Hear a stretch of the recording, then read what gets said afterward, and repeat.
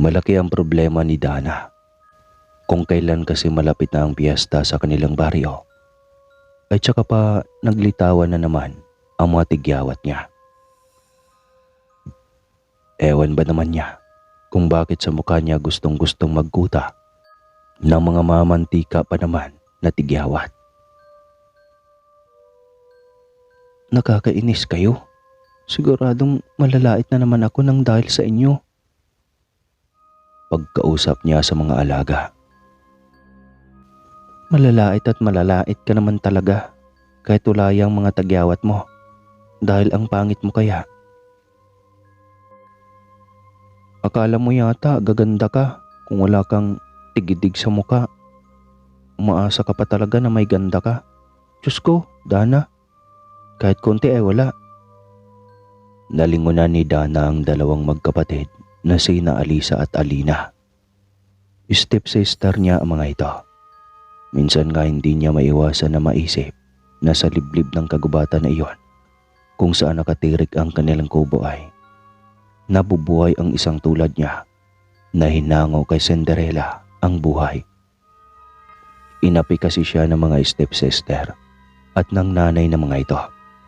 Nagsimula lang naman na gawin siyang alila ng mag-iina nang hindi na umuwi sa bahay nila ang tatay niya. Isang kartero ang ama ni Dana na si Mang Danilo. Nang minsan na magpaalam na maghahatid sa pamusong lugar kung saan maraming sabi-sabi na may nawawalang isla raw, ay parang bula din na naglaho na ito. Naging masitik tuloy ang balita tungkol sa isla dahil sa pagkawalaan ni Danilo. Ang sabi ng madrasta niya, dapat daw nabayaran niya ang kinakain niya dahil nilayasan na sila ng tatay niya. Lumayas daw ito sa responsibilidad. Iyon agad ang hinuha imbis na ipahanap o i-report sa pulis ang hindi pag-uwi ng asawa. Bakit kayo nandito? May kailangan ba kayo sa akin? Ang alam ko'y tapos na ako sa mga gawain ko ngayong araw na to. Ani Dana sa mga kapatid. Umalis siya sa harap ng salamin at hinarap ang mga ito. Pista na sa linggo kaya ito. Sulsian mo ang isusuot namin at nang may matino ka namang magawa sa buhay mo. Sa mukha niya napunta ang hinagis na bestida ni Alisa. Nang alisin niya iyon ay sinundan pa ng bestida ni Alina. Eto pa, ayusin mo ang pagsulsi. Ang kay Ate Alisa ay mas malaki at ang sa akin naman ay mas maliit. Nang maiwan na ulit si Dana ay hindi niya naiwasan na bumulong. Bakit kaya hindi nila magawang magsulsi para sa sarili nila? Mga buwisit. Imbis na siya ay matutulog na, ayun tuloy, at magsusulsi pa siya. Mga abuso. Sana sila naman ang maaswang isa sa mga araw na ito. Nasapo ni Dana ang sariling dibdib sa labis na kabiglaan. Uy, Thelmo, ikaw pala, gabi na. Ikaw talaga lagi ka nalang sumusulpot sa bintana ko kapag kumakagat na ang dilim. Anya sa matalik na kaibigan at kababata. Mula maliit pa lamang sila ay gawain na ng lalaki na manggulat sa gabi. Lumilitaw talaga sa bintana niya at saka doon na rin dadaan para makapasok sa munting silid niya. Sinilip lang kita. Hindi ako makatulog eh. Nako, yang silip mo? Paniguradong may kasama na naman yang kupit na isang biskwit. Biro ni Dana. Habang sinasabi niya iyon ay kumukuha na nga si Thelmo ng biskwit niya mula sa mesa. Palagi ka nalang inaapi ng mga yon, Dana. Edad 23 na tayo pero may ganoon pa rin na tao. Parang hindi sila tumatanda. Nako, Thelmo, hayaan mo na. Wala rin naman akong magagawa. Nakalimutan mo na ba? Iniwan ako ni tatay rito sa kanila.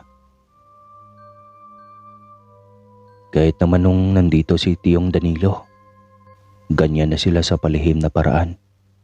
Ikaw kasi, pinapamihasa mo. Matagal ko na tong sinasabi at sasabihin ko ulit. Sadyang lumaya si Mang Danilo dahil sa mga ugali nila. Hintayin mo lang. Babalikan ka nun para kunin dito. Marahan na natawa si Dana at umiling. Ang kaibigan talaga niyang ito, oo. Parati na lang problema ang kanyang suliranin. Tama na ang usapin na yan.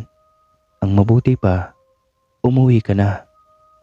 Hindi ikakatawa ni Tiyang Adora na malaman na pumupuslit ka papunta rito sa silid ko. Hindi ba't pinagbawalan ka na niya? Ang madrasta niya ang kanyang tinutukoy.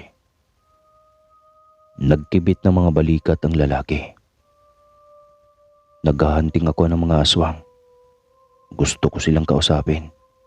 Kung saan-saan pa sila nagpupunta.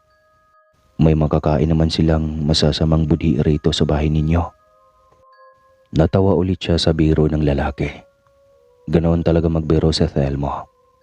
Pero ang tungkol sa mga aswang ay hindi biro. Sa baryo nila at sa mga kalapit baryo na nakapalibot doon, ay maraming beses nang umatake ang mga aswang. Madalang mangyari at pinagtatakpan ng mga kapitan ng barangay at mga pulis. Ngunit may pakpak ang mga dila ng mga tao. Masamang biro yan, ano ka ba?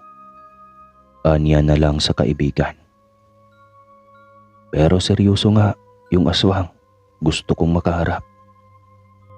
Sinasabi kasi nila na mas bagay ka raw sa mga yon. Bago kanya maligawan, dadaan muna siya sa ibabaw ng bangkay ko. Pinapalabas pa ni Thelmo ang muscle niya sa braso habang sinasabi niya iyon. Mabiro talaga ang matalik niyang kaibigang ito. Magandang lalaki din si Thelmo.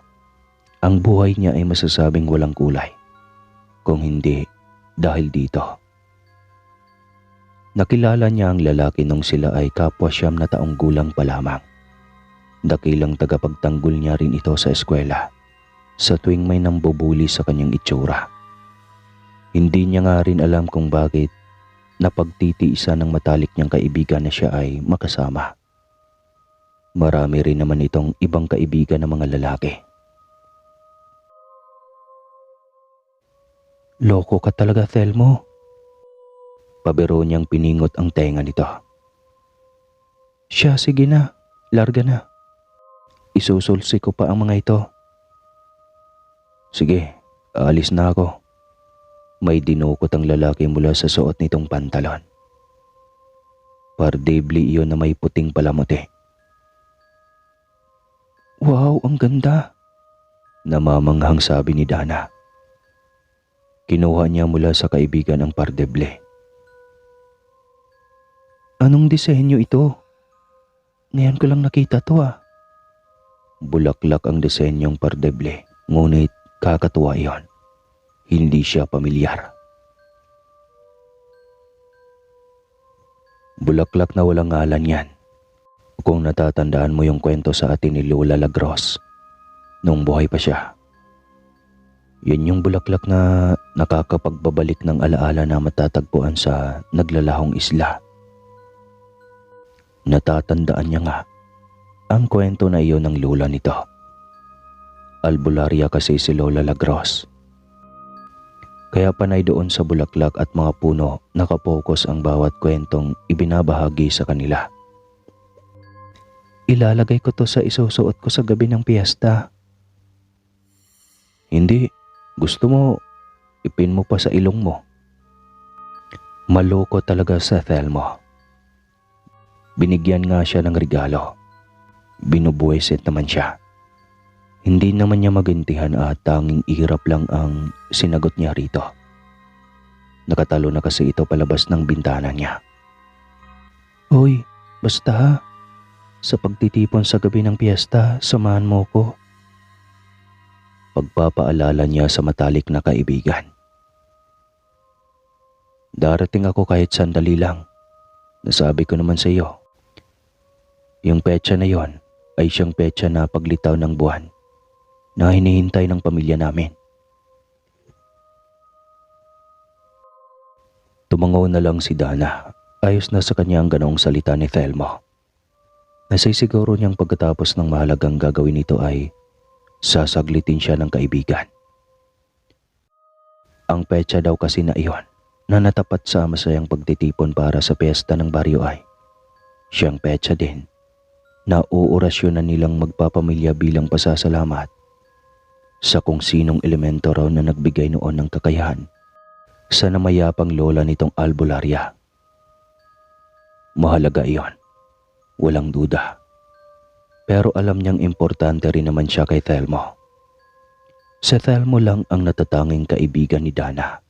Kaya naman sa pagtitipon sa gabing iyon, ay mag-isa lang siya na nakaupo sa isang sulok. Hindi siya mahilig sa ganitong okasyon. Dangan at kailangan niyang pumunta rito dahil ang lahat ng kabataan na napupunta ay may matatanggap na bigas mula sa kapitan ng barangay. Dahil nga siya ay dakilang sampid sa sarili nilang bahay at iniwan siya ng ama nang walang niha o niho. Heto, dapat siyang makisali sa pagtitipon para sa bigas.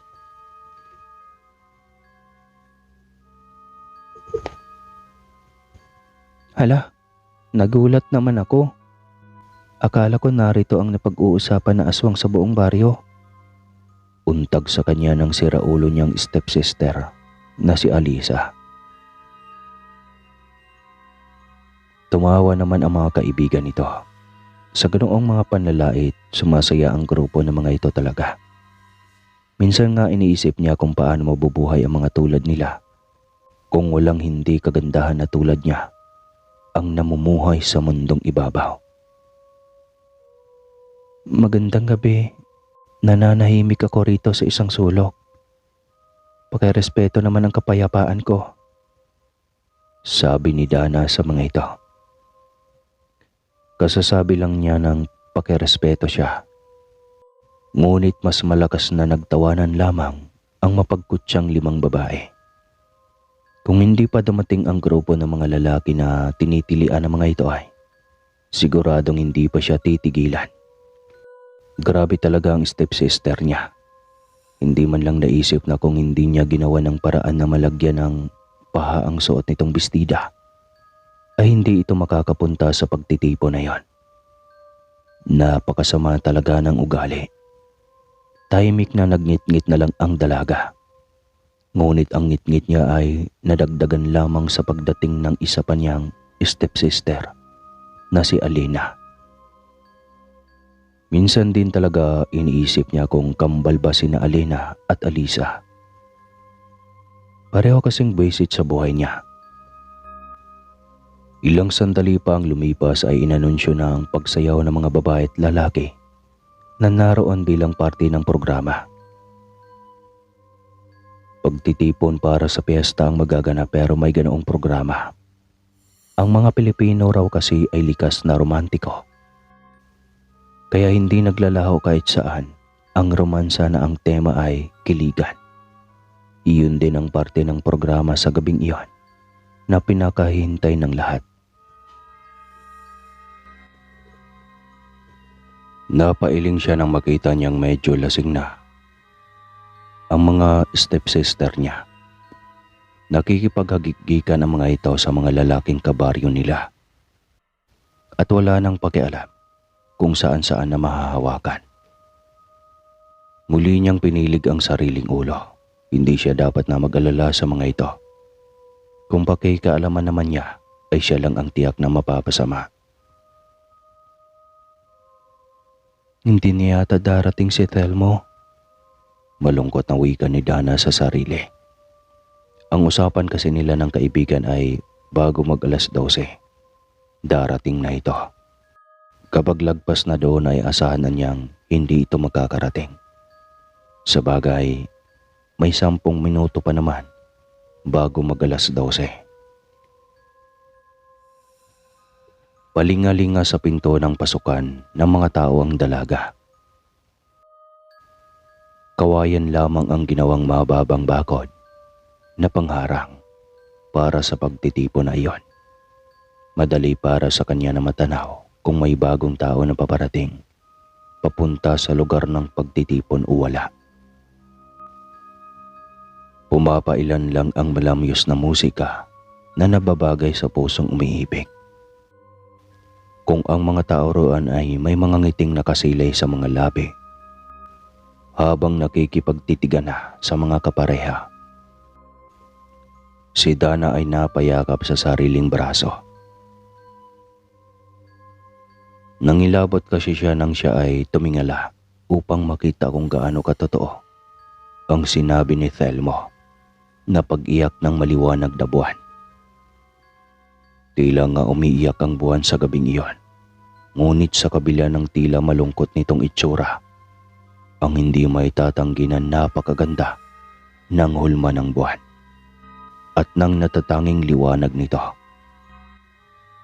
Pero gaano man ito kaganda at natatangi, hindi naman malaman ni Dana kung saan galing ang kilabot na dumaloy sa kanyang sistema matapos niya itong tingalain. Giniginaw ka ba?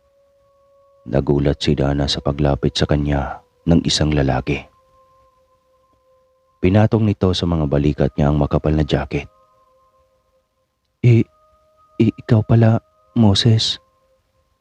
Nagtataka siya kung bakit siya nilapitan nito. Gayong kilala ito bilang maloko at supladong lalaki sa kanilang eskwelahan at sa buong baryo na rin nila. Hindi ko naman kailangan itong jacket mo. Please, hayaan mong ipahiram ko yan sa'yo. Minsan ko lang makita na napakagandang babaeng kinukutya nilang halimaw. Lihim na napangiwi ang dalaga. Tila ibang tao ang kaharap niyang Moses sa mga oras na iyon. Pero hindi siya nabibilib. Sa totoo nga, patawarin siya ng Panginoon at masama ang kutob niya sa pagkikipaglapit na iyon ng lalaki sa kanya. Walang ano-ano ay lalapit at mabait. Hindi siya kumbinsido. Samantalang sa eskwela ay ito ang katumbas ni Alisa na lalaking bersyon sa pagkutya at paglait sa kanya. Kutya na lait pa. Hindi pa niya nakakalimutan ng itali ng lalaking ito ang bag niya sa itaas ng puno ng mangga kung saan hitik sa dami ng mga langgam na malalaki. Kung hindi lang mahusay umakyat sa mga puno si Thelmo, tiyak niyang hindi na niya makukuha pa ang bag. Hindi naman sa ayaw ko pero sige na nga, sabi na lang ni Dana, kesa makapagtalo pa siya sa lalaki. Nais na din niyang umalis ito sa kanyang tabi. Ngunit ang kanyang nais ay hindi niya nakuha. Umupo pa sa kanyang tabi si Moses. Nagdikwatro at nilatag ang isang braso sa likod ng kinauupuan niyang silya. Salamat at tinanggap mo yan, Dana. Wala ko bang isasagot na lambing dyan sa sinabi kong ang ganda mo ngayong gabi? Salamat. Tipid na tugon ng dalaga. Iniwasan niya ng tingin ang lalaki upang umalis na ito. Pero hinawakan nito ang isa niyang palad. Nabigla si Dana. Otomatiko siyang napaiktad at inalis ang palad mula sa hawak ng lalaki. Bagya rin siyang umatras upang makalayo rito. Ngunit dahil nais gawing likod niya ang braso ni Moses, maagap siyang hinapit dito papalapit. Eksaktong 12:00 na at namatay na ang ilaw sa pagtitipo na iyon upang bigyang daan ang paglalambing ng nagsasayaw sa romantikong paraan. Sinakto rin ni Moses ang paghapit sa kanyang bewang. Kinandong siya ng lalaki. Damang-dama ni Dana sa kanyang pangupo ang patunay na binabastos siya nito. Pumiglas ang dalaga. Pero matigas na animo baka ang mga braso ng lukulukong lalaki. Nakapulupot sa tiyan niya ang dalawa nitong braso, habang mayroon namang dumating at tinakpan ang bibig niya para hindi siya makasigaw. Naramdaman na lang niyang may dalawa pang palad ang humila sa pulsuhan niya. Ilang saglit pa ay buhat na siya ni Moses na tila sako. Pinalitan ng tela ang kanyang palad na tinakip sa bibig niya. Itinali rin ang mga paa niya at mga kamay. Dadalhin siya ng 4 na lalaki sa kasukalan ng kakahuyan. Pwede na yan. Absuelto tayo rito pag nagkataon. Wala namang pakialam ang madrasta niya sa isang to, sabi ng isa sa mga lalaki na si Agosto. Tama ka dyan. Takpan na lang natin ang pagmumukha nito. Lamang tiyan na. Halakhak na sambit naman ng isa pa na si Leroy. Dito talaga ako nang kikigil. Pagkasabi niyon ay nilamutak na Erwin ang pangupo niya. Tawanan ng mga hayop sa kanilang inasal. Umiiyak na si Dana dahil alam na niya kung ano ang kapupuntahan niya kapag inilapag na siya ng may karga sa kanya na si Moses. Maging masunurin ka lang, pangit ha. Parang kagat lang ito ng langgam. Nakakalokong ani ni Moses sa kanya. Inilapag na siya nito sa damuhan. Dinaganan siya ng lalaki pagkatapos nitong masira ang panloob niya sa ilalim ng suot na hanggang tuhod na bestida. At malilis naman ang botones at zipper ng pantalon nito. Lahat na ng santo ay tinawag ni Dana sa isipan. Sana ay may duminig sa kanya kahit isa. Hindi siya makasigaw dahil may takip ang bibig niya. Ngunit ang mga mata niya ang sumisigaw para sa kanya habang nakatunghay siya sa umiiyak na buwan. Mabilis lang ito, Dana. Baka magpasalamat ka pa nga sa amin eh. Sa pangit mong yan. Malabo pa na makatikim ka pa ng Gloria di Gulat na katulad nito. Napakahayop sa pandinig niya ang tinura na iyon ni Moses. Mariin sanang pipikit ang dalaga nang may maramdaman siyang mainit sa kanyang bukana. Hindi lang natuloy dahil sa bagong dating. Nakakatakot na nilalang. Nasisiguro niya, ito ang usap-usapan na aswang na lumala pa ng tao sa kanilang lugar.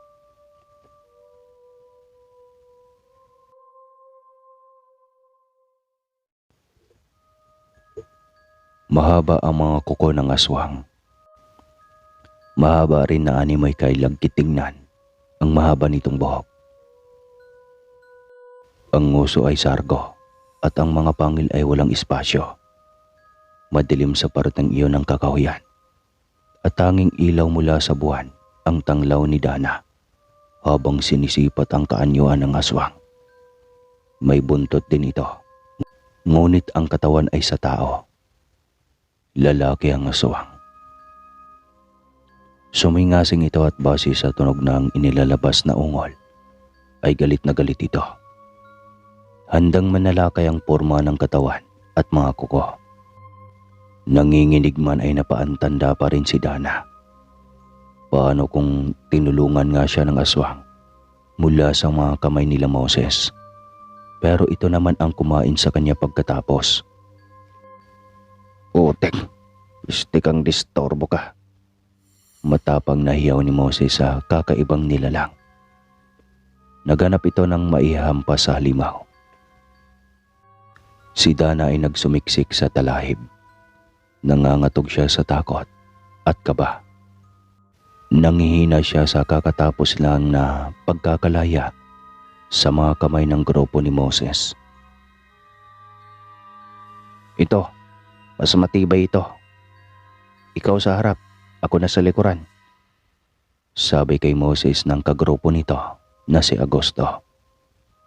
Hinagis ang patulis na sanga kay Moses na sinalo naman ang huli. Kagaya sa napagkasunduan ay pumesto na ang dalawa para maatake ang aswang. Habang ang ibang mga kasama naman ng mga ito ay nagpulasa na. Kung hindi nanghihina si Dana ay tatakas na din siya. Wala siyang laban sa kakaibang nilalang na alam naman ng lahat na kumakain ng lamang loob ng tao. Nagsimula ang laban ni Moses sa aswang. Inikutan ng magkaibigan ang kakaibang nilalang sa dilim. Hindi akalain ni Dana na makakasaksi siya ng ganoon. Samantalang sa comics lang niya nababasa ang mga eksena na tulad niyon. Umalulong ang aswang. Tila sinasabing humanda ng 2 tao na naglakas ng loob na lumaban dito. Pero isyo kang aswang ka. Papatayin kita. Sunggab kaagad ni Agosto. Batok ng aswang ang punteriya. Pero bago nito iyon maitarak sa halimaw ay nawasiwas na siya nito. Nang humagi si Agosto sa damuhan, ay walang seremonyas na dinaklot ng aswang ang puso nito. Sa harap ni Dana at ni Moises, ay sa harap kinain ng nilalang sa dilim ang puso ni Agosto. Nagsimulang umatras si Moses dahil doon. Ngunit mabilis itong nasunggaban ng aswang. At sa mga sumunod na sandali ay 2 puso na ang hawak ng matutulis na kuko ng aswang. Sa gitna ng bilog na buwan, nilamon nito ang mga puso na kakatuwang sa paningin ng dalaga ay kulay matingkad na itim. Dala ng labis na takot, kaba, hilakbot at panghihina ay nawala ng malay si Dana. Grabe, halos 5 oras kang nawala ng malay. Akala ko talaga kailangan na kitang dalhin sa may ospital sa bayan. Nang balikan ng malay si Dana ay ang boses na iyon ang kanyang narinig. Sa lalaki ang tinig. Kilala niya ito. Telmo, ay purikat ang nanay mo. Nagulat na bulalas ng dalaga. Nagsusumiksik siya sa pagkatapos. Ano yan? Bakit isa kang baboy ramo? Oo, hindi siya dinadaya ng kanyang mga mata.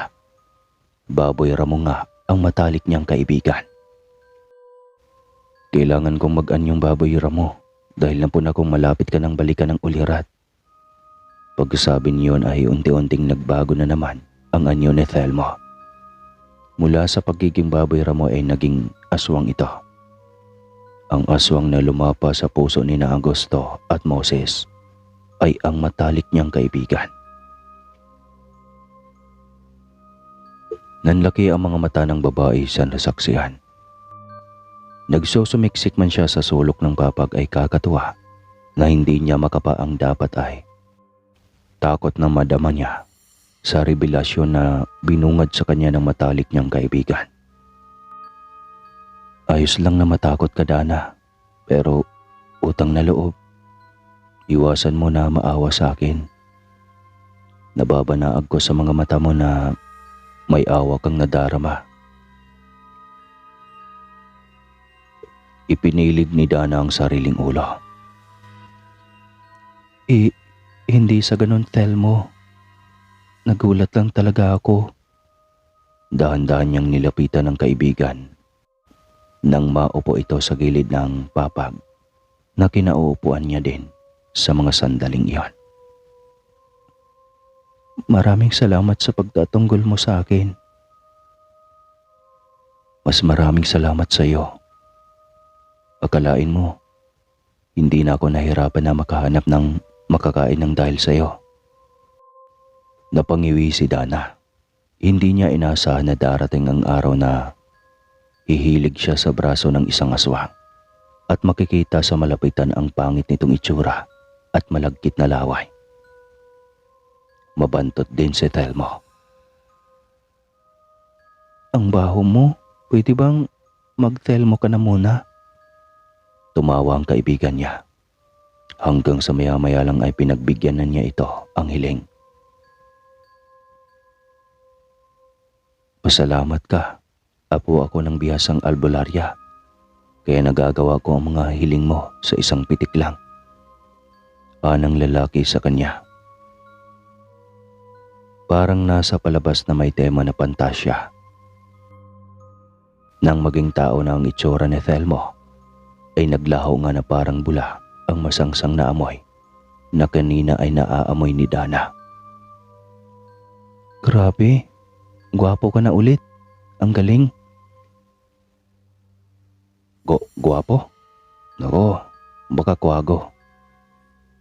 Nagkamot sa sariling batok na sabi ni Thelmo. Napabungis-ngis naman ang babae. Basta salamat ha. Kung hindi dahil sa'yo, wasak na ang dangal ko. Nangako pa naman ako sa tatay ko na ibibigay ko lang ang sarili ko sa mapapangasawa ko. Ibibigay mo? Paano na yan? Nakita ko na yan bago pa maibigay sa mapapangasawa mo. Nandilat sa gulat si Dana. Otomatikong lumipad ang palad sa ilalim ng suot na bestida. Mama, may suot nga akong panloob pero... Hindi ko pinulot ang sira mong panty. Panloob ko ay ang isinuot ko sa'yo. Bigla ay nagsalimbayan sa utak ng babayang eksena na sinusuotan siya ni Thelmo ng panloob. Nag-init tuloy ang kanyang mga pisngi. Buisit ka. Sana ginising mo na lang ako. Paano ko gagawin yon? Itinalon nga kita sa mga puno nang iuwi kita rito sa kubo. Halos napasukan na ng hangin yung ano mo. Hindi ka nga nagising. Nahampas niya ang dibdib ng lalaki dahil sa biro nito. Buisit ka talaga. Kahit kailan ka. Huwag ka nang mahiya, ikaw naman. Para kang hindi kaibigan. Aswang naman ako. Hindi kabilang yon sa pangako mo kay Mang Danilo. Kami namang mga aswang ay nasa katang-isip lang ng mga mortal na tao. Baliw ka. Kung magsalita ka parang iiwan mo na ako. Aswang ako. Hindi habang buhay ay buhay. Lalo at nagsisimula na akong tumuntong sa edad na 21. Anong ibig mong sabihin? Pinaliwanag sa kanya ng matalik na kaibigan na ang pagiging aswang daw nito ay dahil sa ikatlong lalaki na napangasawa ng lola nito na albularya. Ang ikatlong asawa raw na siyang naging lolo ng henerasyon nila ni Thelmo ay may lahing aswang na walang ngalan. Hindi raw kasi sila laganap sa Pilipinas. At kalahating lahi ng lolo na pinagmulan ng duong aswang nila ay banyaga. Ang orasyon na sinabi sa kanya ni Thelmo, ang halaga ay orasyon pala na parang pangako na bagong lahi ng aswang papunta sa mundo ng kadiliman at karahasan. Hindi raw sila palaging kumakain ng lamang loob ng tao. Sa tuwing kabilugan lang daw ng buwan. Ang paborito raw ni Thelmo ay puso ng mga taong masasama ang budhi. Kaya kapag nagkakataon na bilog daw ang buwan at wala siyang natsyempohan na pag-alagala na tulad ni na Moses, dieta raw siya at pinagtitiisan ang sariwang dugo ng baboy sa palengke. Mas mahina ng malaking porsyento ang pang-amoy namin sa karaniwan at purong aswang na nagmula rito sa Pilipinas ang lahi. Pamilyar lang talaga sa akin ang pang-amoy niyang pagkababae mo. Kaya madali kitang natunto ng sirain ni Moses ang panloob mo. Nasapo ni Dana ang mga pisngi. Huwag na nga nating pag-usapan yan, oy. Nakakahiya. Tumawa si Thelmo. Amoy nakaka-relax na bulaklak yan. Bakit ka mahihiya? Hindi na kinaya ng dalaga ang pag-iinit ng mga pisngi at dugo. Humiga ulit siya at nagtalokbong ng kumot. Lumabas ka na nga, Thelmo. Wala kang magawang matino. Imbis na lumabas ay humiga rin sa tabi niya ang matalik niyang kaibigan. Alam kong sa mga oras na to ay naninibago ka na, Dana. Alam kong nahuhulaan mo ng espesyal ka sa puso ko. Kaya ano man ang gagawin ng lahat sa iyo ay ipagtatanggol kita. Wala akong iniisip na ganon. Alam ko naman na nakapokus ka sa paghahanap mo kay Mang Danilo. Ang sa akin lang, kung sakali na bigla na lang tayong hindi magkita ay naamin ko sa iyo kung anong klaseng nilalang at na ikaw ay espesyal sa akin. Salamat sa pagtanggap mo, Dana. Kinakabahan na humarap si Dana kay Thelmo. Nagtama ang mga paningin nila. Hindi mo naman ako iiwan, di ba? Iniwan na ako ni Itay. Pati ba naman ikaw? Hindi kumibaw si Thelmo. Pagkus ay umuko ito at masuyong kinagat ang labi ni Dana. Iyon ang unang halik ng dalaga. Kung bakit hindi niya inawat at sinuway ang aswang na ito, ay hindi rin niya alam ang kasagutan. Halik lang sana ang gagawin ni Thelmo. Hindi niya naman naawat ang sarili na ipadaan ang malapad niyang palad sa mahubog na katawan ni Dana. Hindi siya inawat ng babae. Hinahayaan lamang siya at sa gulat pa nga niya ay ito na rin mismo ang nagtanggal ng butones ng suot nitong bestida. Kapwa sila natawa nang tumambad sa kanila ang panloob ni Thelmo na ngayoy suot ni Dana. Pag-upo ng babae, sinabayan na iyon ni Thelmo at saka otomatikong lumipad ang mga palad niya sa garter ng panloob na isinuot niya rito at ipinadausdos na iyon paalis. Aswang si Thelmo, kaya yata agresibo. Sa simula lang ito naging masuyo dahil berin pa si Dana. Pero gayon na lang ang tawa ng babae nang sa ikalawa at ikatlong beses ay grabe kong umungol ito. Sa tingin niya ay yanig ang buong kagubatan sa bangis, singasig at alulong ng aswang.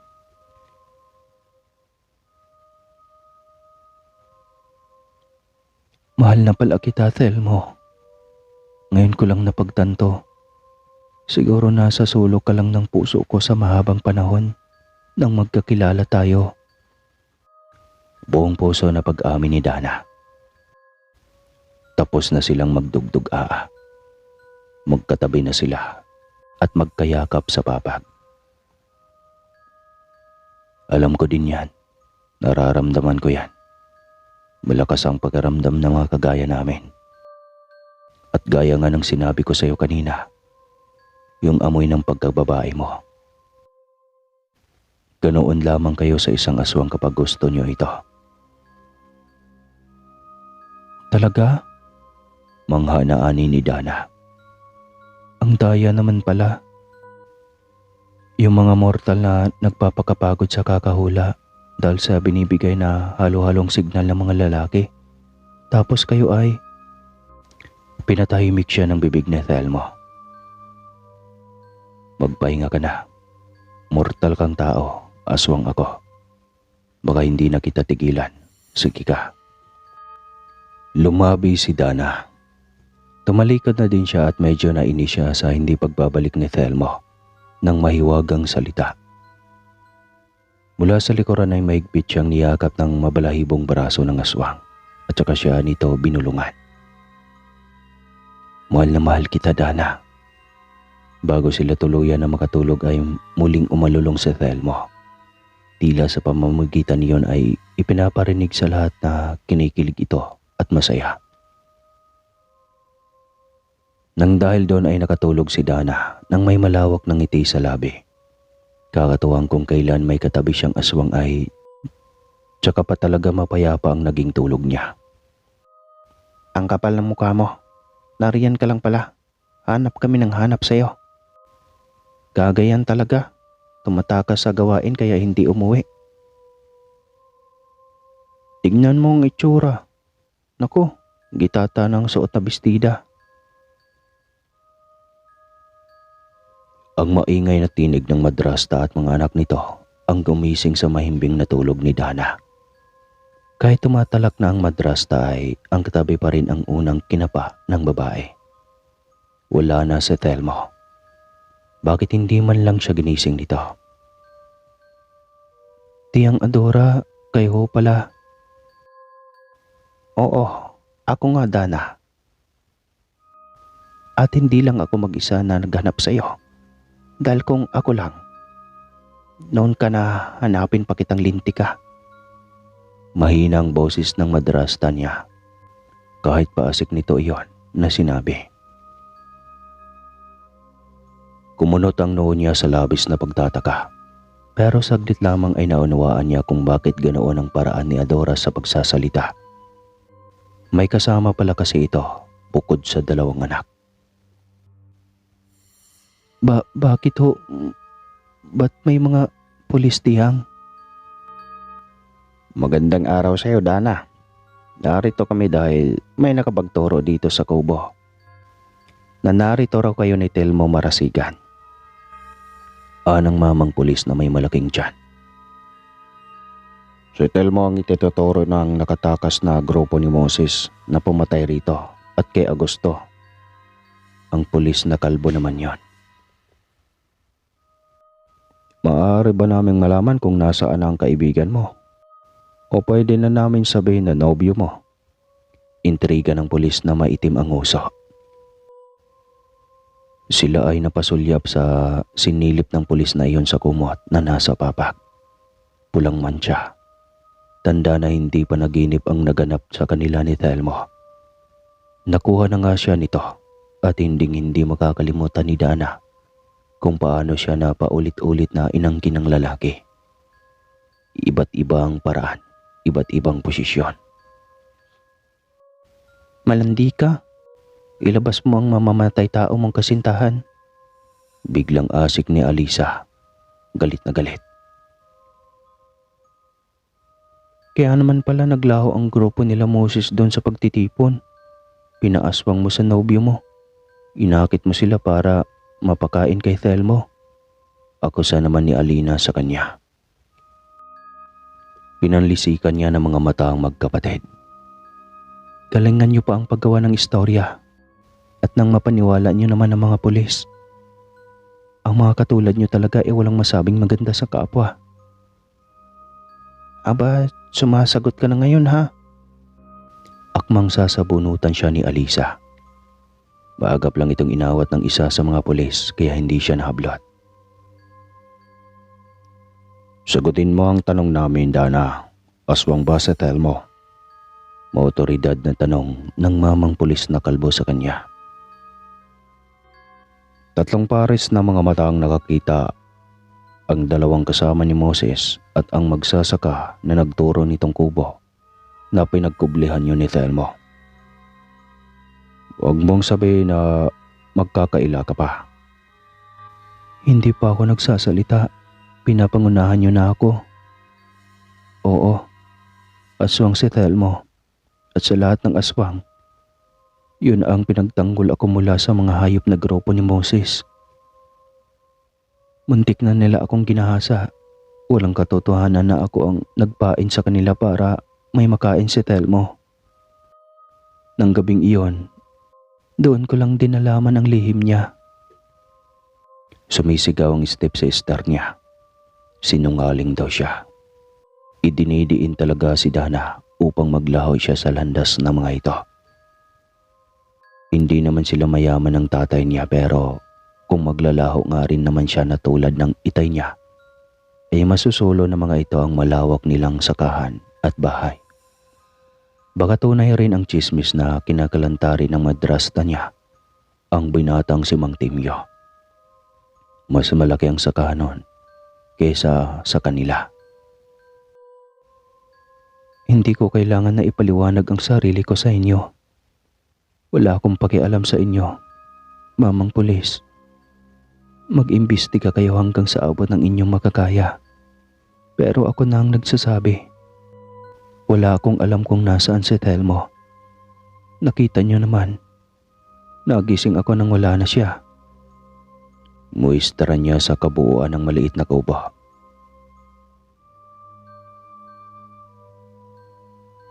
Wala nga si Telmo. Baka nagtago na. At kung kasama siya sa pinagtaguan nito, humanda ang lalaki. Hindi siya nito matatakasan. Hahanapin niya ito, gayon din ang kanyang ama.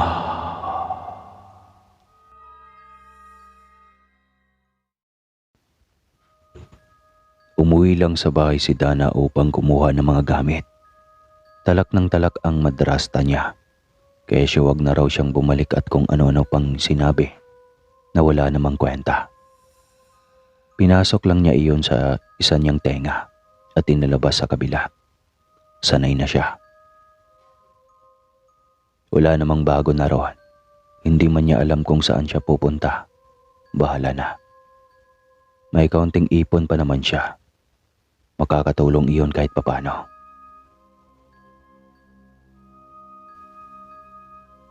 Ewan ko sa bruha na yan kung saan tutungo. Baka susundan ng tatay niyang taga roon sa islang nawawala. Nang mapadaan siya sa bakod nila ay pagpaparinig sa kanya ni Adora. Mas mainam pa nga ho yata na mawala lang din ako sa isla na yon. Kisa naman mawala ako sa sarili ko dahil sa pakikisama at pakikibagay sa mga tulad ninyo. Ni Dana sa madrasta. Huling pagkakataon na iyon, kaya hindi na niya inawat ang sarili na sagutin ito.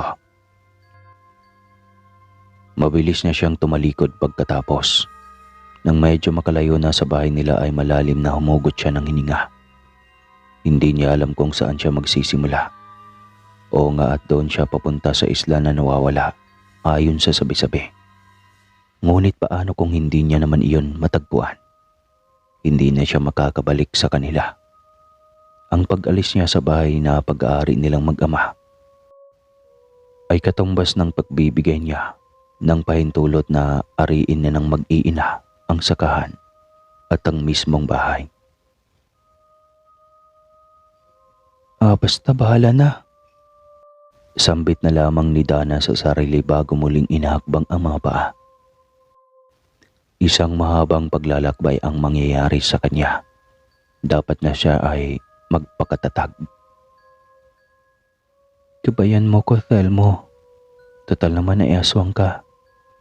Maamoy mo sana ako kung nasan ka man nagtatago sa mga oras na to. Dagdag na wika ng utak niya. Bago siya umuwi kanina sa bahay nila ay tinungo niya muna ang tirahan ni Telmo. Katulad sa inasahan, wala na siyang dinatdan doon ni isang aswang. Nagsitakas ng pamilya nila Telmo at nag-iwan ng mga biktima sa iba't ibang barangay ng kanilang lugar. Ayos lang naman iyon kay Dana. Mas hindi kakayanin ng puso niya na makulong ang lalaking minamahal. Magdidilim na nang marating niya ang pakay na lugar kung saan lalakbayin pa niya ang bundok. At sasakay pa siya ng bangka upang marating ang isla na nawawala. Dahil gabi na, inuna na muna niya ang paghahanap ng matutulugan. Naswertehan naman niya na uso pala doon ang pinapaupahan ng mga kwarto. Kubo rin ang tutuluyan kasama ang pamilya ng nagpapaupa. Balita nga rito sa lugar namin ang tungkol sa naglalahong isla na yan. Pero hindi pa naman namin talaga napapatunayan. Walang nagtangka na taga rito na dumako roon dahil delikado nga. Ani sa kanya ni Mang Justado. Kung alam mo ng delikado, tutuloy ka pa ba? Sabi naman ng misis nito na si Aling Merta. Kailangan ho, baka naroon ang itay. Pagkatapos niya, may kaibigan pa akong hahanapin. Ay mga aswang sa lugar na to. Hindi ka ba natatakot? Nabilaukan si Dana. Maagap siyang inabutan ni Mang Diosdado ng maiinom. Sa tingin ko, wala namang dapat na ikatakot sa kanila. May damdamin din ang mga tulad nila. Sa sinambit ay tanging si Telmo lang ang aswang na pinatutungkulan. Natahimik naman ang mag-asawa pagkatapos siyang sabihin iyon. Mukhang natinag ang mga ito sa dedikasyon niya sa paghahanap sa ama, at kung alam lang sana ng mga ito na aswang ang isa pa niyang pakay sa lugar. Isang gabi lang ang pinapahintulot ng mag-asawang Marta at Diosdado, kaya maaga pa lang ay gumayak na si Dana. Mahaba din ang lalakbayin niya, kaya kung babagalan niya baka sa tubig na siya abutan ng dilim at oras ng tulog. Sigurado ka ba na paparoon ka? Ngumiti lang siya kay Marta. Lahat yata ng tao sa lugar na iyon ay wala nang alam itanong kung hindi ang mga salitang iyon. Sa pagkakataon na iyon ay bangkero naman ang nagsabi. Doon lang ako sa Maalwan. Ililipat kita ng bangka pagkatapos. Hindi ko gustong tumuntong doon at masangsang ang amoy. Kumunot ang noo ni Dana pero tumugon siya. Wala akong problema. Kung masangsang ang amoy, baka naman gawa ng mga kinain ng mababangis na hayop sa lugar, o hindi kaya yung mga hayop mismo. Imposible naman na hindi sila mga matay. O mahalo lang siguro sa hangin. Nako, wala ba si Ansel? Nang makarating sila sa tinutukoy ng bangkero na Maalwan, ay yun ang bungad niya sa kapwa bangkero na namimita sa maliit na isla. Wala yata. Kung narito siya, edi nakita ko na. Kinabahan si Dana. Hindi niya gusto ang naiisip. Hindi naman siguro siya iiwan ng bangkero sa Maalwan. Pasensya na, Mes. Hanggang dito lang talaga ako. Kung sasabay ka pabalik, pwede naman. Sinasabi na nga ba niya. Wala ho akong tutulugan kung babalik pa ako sa pinanggagalingan ko. Abay, kung maiiwan ka dito, baka lapain ka ng buhaya. Maliit ang isla na to, walang tawa, sadyang taniman lang namin. Kung may maligaw na tao rito na pupunta sa naglalahong isla, doon sa gawi pa namin inihahatid kapag wala si Ansel. Anang dinatnan nilang bangkero roon. Nagdiskusyon ang dalawang bangkero. Habang ginagawa nila iyon ay napailing na lamang si Dana. Pero saglit lang ay nagsabi siyang pakihatid na lang sa sinasabi kanina ng isang bangkero. Nagawi pa roon kung wala daw ang Ansel na tinutukoy ng mga ito. Bahala na. Bukod sa dasal lang ang bitbit niya ay naniniwala pa rin ang babae na darating si Telmo kapag siya ay nasa bingit na ng kapahamakan, gaya noon. Magmula nang maliliit pa lamang sila, ay tagapagligtas niya na ang lalaki. Kaya malakas ang kutob niya. Hindi siya bibigyan nito kahit kailan. Ganoon ang pag-ibig na Telmo. Dama niya kahit wala ito o nasa malayo. Dito na. Pasensya na talaga kung hanggang dito ka lang namin maihatid. Anunsyo ng bangkero nang marating nila ang kasunod na isla. Sige ho, walang problema. Sagot ni Dana. May pakaramdam kasi siya na kung hindi siya tutugon, baka lalamunin ng konsyensya nito ang bangkero. Nalalayan siya nito na makababa sa bangka. Si Ansel lang ang makakapag-alis sa iyo rito para ihatid ka sa pakay mong isla. Muling paalala ng matandang bangkero bago pa ito dumaong sa sariling bangka. May baon ka naman pagkain siguro, no? Meron ho. Delikado rito sa gabi. Maging alerto ka. Hindi lang sa mga ahas at buhaya ka mag-ingat. Gayon din sa mga maligno at aswang. Tango lang ang itinugon ng babae. Hindi niya maiwasan na maisip. Kung si Ansel lang ang daan patungo sa naglalahong isla, hindi ang lalaki rin ang naghati doon sa kanyang ama. Tatandaan ko ho yan. Salamat po. Nagsabi ang bangkero na dadaan siya bukas ng umaga upang silipin siya. Sasabihin din daw nito sa mga kasama na may naghihintay kay Ansel at nang mapuntahan siya kaagad. Mabuting tao naman ang bangkero. Sa tingin ni Dana ay napipilitan lang talaga na iwan siya. At hindi naman kasi siya nagpakita ng takot sa kabila ng mga sinabi ng mga ito patungkol sa pakay niya roon. Pagkatapos ng ilang habilin ng matanda ay nagsimula na itong magsagwan.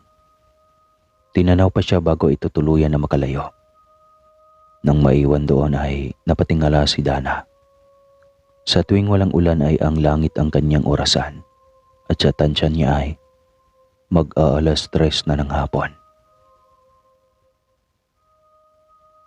Sumapit ang dilim ngunit walang bangkero na nagngangalang Ansel ang dumating doon para puntahan siya at ihatid sa pakay na lugar. Sa pag-iisa ay nakakuha si Dana ng mga prutas at gulay sa paligid, kaya may mahahapunan siya. May dala din naman siyang kandila at posporo dahil nga alam naman niyang sa pupuntahan ay baka maganap ang ganitong sitwasyon.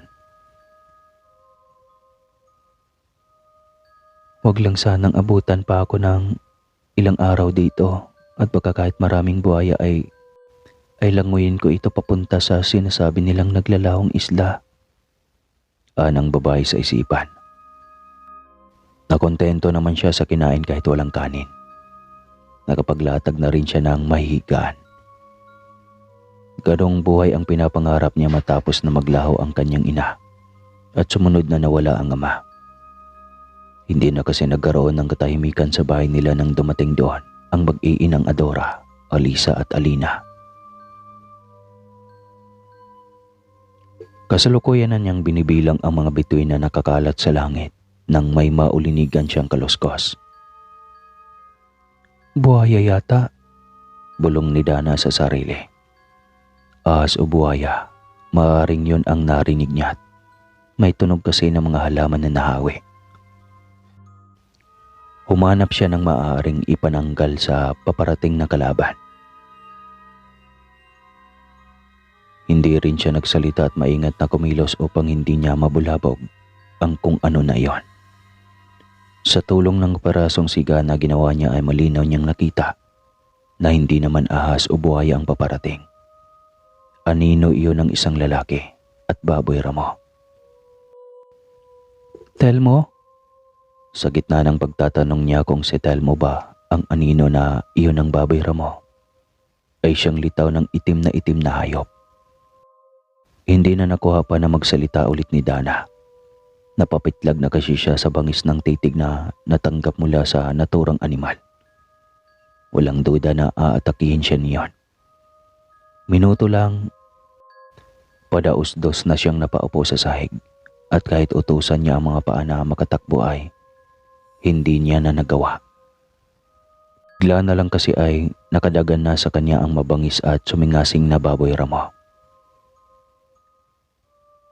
Samantala, ginabi na si Ansel sa pagpunta sa bungad ng naglalahong isla dahil hindi magandang pagkaramdam niya.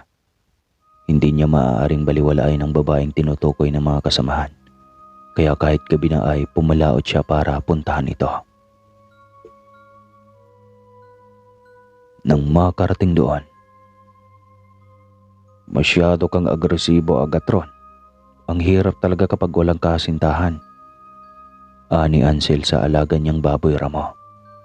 Hindi niya naagapan ang pagsunggab ng alaga sa babaeng naroon sa isla dahil nasabit ang suot niyang salawal sa halaman. Nauna tuloy si Agatron na bumati sa matapang na babae. Matapang ka pero ngayon ay nawalan ka na ng malay. pagkausap ng lalaki sa nakahandusay na babae. Sigurado niyang hindi naman ito nabaldog dahil malambot ang mamasa-masa ang lupa roon. Hindi naman nakatungtong sa iyo tong alaga ko ha. Tumayo siya, naglakad-lakad upang makahanap ng mabantot na dahon. Sakto lang at may siga ang babae. Idadaan niya sa apoy ng mas umamoy iyon at makatulong sa muling pagbabalik ng malay ng babae. Ginawa niya ang mga tinakbo ng isip. Habang ginagawa niya iyon ay hindi niya mapigilan ang mapakunot noo. Gamay ng anggawin ng alaga niyang baboy ramo ay mabuwisit lalo at may iba siyang inaasikaso. Pero itong babae na walang malay, agad na kinagiliwan ito. Mahina ang pang-amoy ko ngayon dahil sa sipon agatron. Ibahagi mo naman sa akin kung ano yung naaamoy mo. Biro ni Ansel sa kanyang alaga. Nasisiguro niya may kakaibang amoy ang babae. Kaya ganoon na lang kabigla umamo ang kanyang alaga rito. Baka mamaya-maya lamang ay gising na siya. Mahina nga ang pang-amoy niya. Ngunit agad siyang nasangsangan sa amoy ng mga dahon na dinikdik niya upang lumabas ang gata at idinaan sa apoy ng siga. Epektibo na pampagising ang ganawang amoy kaya hindi na naghintay ng matagal ang lalaki. Agad din na nagising ang estranghera. Sa lugar ninyong mga tao ay hindi ka kagandahan kaya dapat ka nang gumising. Miss, ani Ansel sa nagbibirong tono.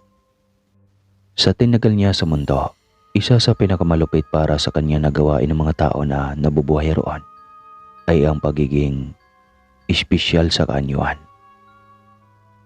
Ani mo'y hindi pwede ang hindi maganda roon na siyang hindi naman maaaring maganap dahil hindi naman magkakamuka ang mga ito na katulad nila.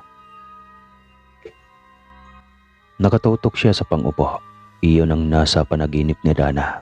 Mabantot ang amoy at nakakaduwal.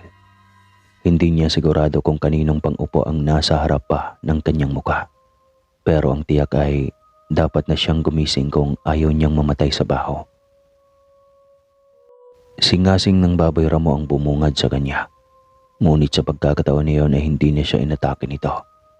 Dahil may maugat na baraso na maagap na umawat dito. Telmo? Sa labis na tawa ay agad na nayakap ni Dana ang matalik na kaibigan na kalaunan ay naging kaisa ng kanyang puso. Sinasabi na nga ba niya, hindi siya pababayaan ng lalaki. Naramdaman siguro na mag-isa siya roon, kaya dumating na naman ito upang iligtas siya. Niyakap siya ng lalaki at saka inamoy. Ayun, naamoy na rin kita. May masangsang ka ng aswang. Bumitaw muli sa yakap ang babae. Telmo, baliw ka ba? Ako to si Dana. Natural na magkaroon ako ng amoy mo. Aswang ka, kasintahan kita. Mali. Hindi pa opisyal ang relasyon natin pero may nangyari na sa atin kaya oo. Kasintahan ang turing ko sa'yo. Namilog ang mga mata ng lalaki. Wait lang, hindi ako si Telmo. Ako si Ansel. Pero pinaniniwalaan ko ang kwento mo tungkol kay Telmo. Dahil malinaw naman na makikita mo sa mukha ko ay mukha niya rin. Kumunot ang noo ng babae sa labis na pagtataka. Ano bang sinasabi mo? Paano ka naging si Ansel? Ayan, mukha yan ni Telmo.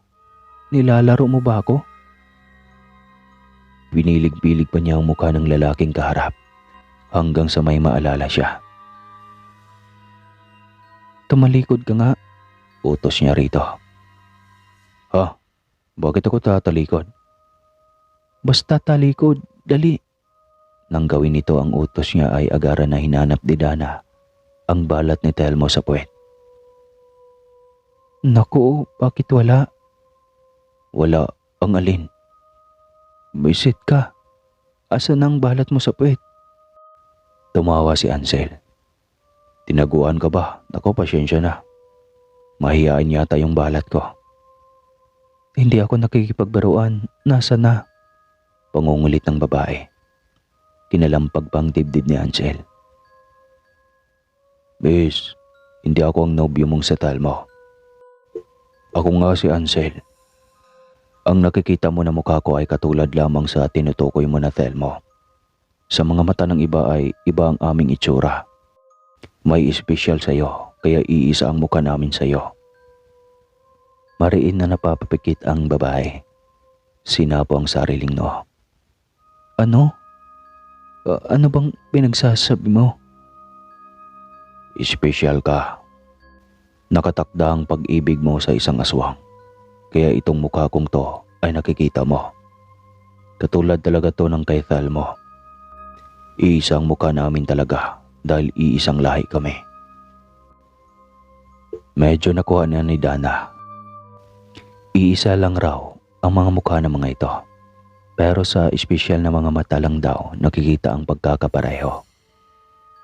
Ito at si Telmo ay parehong aswang. Itong baboy Ramo, kailan to magiging tao? Nagingay ang baboy Ramo dahil sa tinuran niya. Hindi ito magiging tao. Sadyang baboy Ramo na tong si Agatron. Tumatawa na tugon ni Ansel. Nagiging baboy Ramo ba ang nobyo mo? Kung oo, nako. Magandang lahi nun. Kalahating Pinoy na aswang, kalahating banyagang aswang. Napaawang ang labi niya. Tama naman kasi ang sinabi ng lalaki. Iyon ang pinaliwanag sa kanya ni Telmo noon. Ang pakay ko rito ay ang naglalahong isla. Hinahanap ko ang tatay ko ron. Masasamahan mo ba ako? Imbis na sumakit lalo ang ulo ni Dana sa mga revelasyon na binunyag ng isang ito, ay tanong na lamang niya. Oo naman, hindi lang kita basta ihati doon. Sasamahan pa kita hanggang sa loob at may espesyal kang mga mata. Pwede ka ron. Ha ha ha ha ha. Nasubukan ng espesyal na mga mata ni Dana nang dalhin siya ni Ansel sa isla na sinasabi nilang naglalaho. Nang makatapak ang mga paa niya roon ay hindi niya mahanap ang rason kung paano at bakit naglalaho iyon. Gayong hayon at solido naman ang bato sa nasabing isla. Mayabong din ang mga puno kahit walang pumaparoon. Puntahan din ng mga ibon para pahingahan ang lugar. Ang alagang baboy Ramo ni Ansel ay agara na tumakbo nang makarating sila roon. Dito ang daan, untag sa kanya ni Ansel. Wala namang pinto. Pagkalaking bato lang ang itinuro ng lalaki. Hindi mo kayang iurong ang bato na yan kung yan ang binabalak mo. Kung ako naman ang inaasahan mo, naku, hindi kita matutulungan dyan. Natigil ang pagdadaldal ni Dana. Isang palad lang kasi ang pinangtulak ni Ansel sa malaking bato. Pero bumukas iyon na animoy papilang ang gaan. At isang hakbang lang nila, bumungad sa mga mata ng babae ang mga taong magkakamuka. Humigit kumulang 50 katao ang bumungad sa kanila. Babae at lalaki. Iisa ang muka. Nakita mo na ngayon ang ibig kong sabihin sa iyo, sabi ni Ansel. Maligayang pagdating sa paraiso ng mga aswang at ng mga kakaibang nilalang. Teka, hila ni Dana sa lilayan ng suot ni Ansel. Lalayasan na kasi siya nito kaya inawat niya. Kung ganito pala dito, sino yung hinahatiran ng tatay ko ng sulat?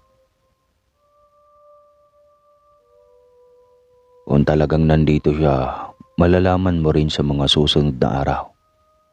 Yung tungkol sa nobyo mo, hindi ko alam kung kailan siya mapapadpad dito. Pero sigurado ako, magkikita rin kayo rito kung hindi ka maiinip na hintayin siya. Base kasi sa kwento mo, sigurado ako na nasa pagsusulit pa iyon. Ano? Gulong-gulo na sabi ni Dana. Grabe, may pagsusulit pa talaga. Tumango si Ansel. Seryoso ang muka. Hindi ako nagbibiro, lalo na ang mga tulad niya na kalakalahati ang lahi. Ganon? Oo nga, ang kulit mo. Ang mabuti pa, tara na. Pakilala kita sa pinuno namin. Ang pinuno ng tribo na iyon ang siyang naiibang mukha sa lahat. Siguro dahil pinuno nga. Mabait naman. Sinabi nito kay Dana na manatili siya roon hanggat gusto niya o hanggat hindi niya pa nahahanap ang tatay niya. Malawak din daw kasi ang lugar. Tiyak daw na matatagalan siya sa paghahanap. May mga aswang din daw na hindi lumalabas ng bahay kaya daw mas mainam na ipagtanong niya rin daw. Sinabihan lang siya nito na pumirma siya sa kahoy na talaan ng bisita. Sa pagpirma daw niya ay nangangako siyang ang lahat ng makikita niya sa lugar at malalaman ay mananatili lamang doon at hindi makakalabas. Hindi raw nagbibigay ng parusa ang mga aswang sa mga lalabag, ngunit konsyensya na ng mga ito kung kakayanin na ipagkanulo ang mga aswang na naroon sa kabila ng magandang pagtanggap at pakikitungo nila sa mga ligaw. Namangha si Dana sa kung paano siya kakausapin ng pinuno roon. Puno ng tapang, walang ligoy at mata sa mata. Samantalang ang sikat na sabi-sabi ay hindi raw makakatingin ng diretso ang mga tulad nito. Ang inihain na pagkain sa kanya ay prutas at gulay. May kanin doon dahil may palay. Ang mga aswang ay hilaw na karne. Bago siya magtuloy sa uukupahing niyang silid sa kubo ni Ansel, ay sinabihan pa siya ng lalaki na sana ay mahimbing ang tulog niya. Kahit may mga pagkakataon daw na maingay roon. Pagkahiga naman ni Dana ay agad siyang nakatulog. Siguro dahil sa pagod at sa kaalaman na ligtas siya sa lugar, kahit napapalibutan siya ng mga aswang. Kinabukasan, maaga pa lang ay inalalayan na siya ni Ansel sa lugar. Inilibot nila iyon na animoy isang turista si Dana. Hindi akalain ng babae na sobra kung magtanggap ng bisita ang mga aswang. Giliw na giliw sila kahit na alam ng mga ito na siya ay normal na tao. Iba-iba ang kwento ng mga yan kung bakit sila naging aswang. Gusto kong marinig mga iyan kapag marami na akong oras. Sagot niya kay Ansel. Salamat nga pala sa pagdala mo sa akin dito. Hindi ka ba aalis para mamangka? Hindi na muna. Gusto kong bago mo katakutan ng lugar na to ay makasama mo muna ako sa masayang araw. Inirapan niya si Ansel. Loko ka talaga kahit kailan? Tumawa lang ito. Kagabi ko pa iniisip na magsimula tayo doon sa bandang likuran ng bundok. Sinabi kasi ni Pinuno sa akin na karamihan sa mga naroon ay may kasulatan na tao sa labas. Napangiti ang babae. Salamat. Talagang sinasapuso mo na ang pagtulong mo sa akin ha. Wala naman akong ipapasahod sa'yo. Imbis na sagutin siya ay nagbaba ng tingin ng lalaki. Tara na, kung ano-ano pang sinasabi. Kapag lumitaw na naman ang bilog na buwan na may luha, mahihirapan ka ng kausapin ng mga aswang dito. Sige ka. Nanguna sa paglalakad si Ansel kaya nakangiti na lang at napailing itong sinundan ni Dana. Iniisip niya lang na mabuting aswang ang lalaki at maaasahan man ay mahiyain naman sa papuri at pasasalamat. Kaya ganoon ang reaksyon nito sa kanyang sinabi. Ano bang meron sa bilog na buwan na tila lumuluha? Nagkibit ng mga balikat ang lalaki.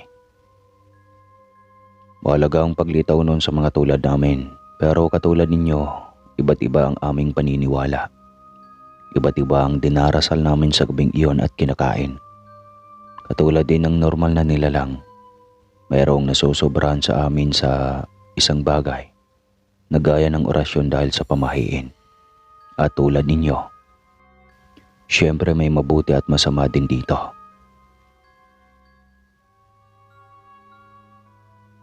Ang lahat ng sinabi ng lalaki ay tinanim sa utak ni Dana. Pero may isang tanong na bumabagabag sa kanya, kaya hindi na siya nahiya na buksan iyon.